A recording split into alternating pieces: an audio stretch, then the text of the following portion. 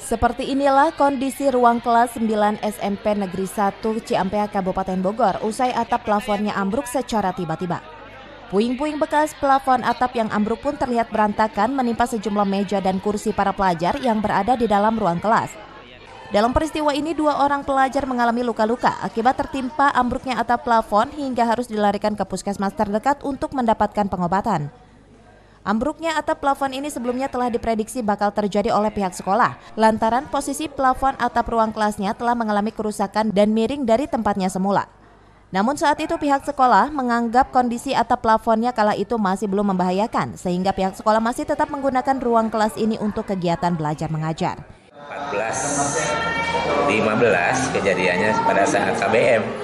Saat KBM, anak-anak sedang diskusi, anak-anak dalam keadaan aktif belajar, tiba-tiba langsung brum sekaligus kemudian menimpa anak-anak.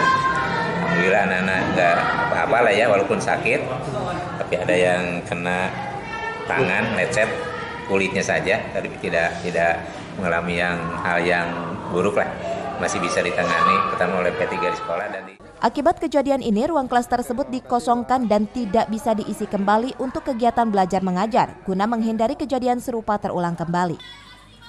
Dari Ciampea, Kabupaten Bogor, Mande Jajar melaporkan.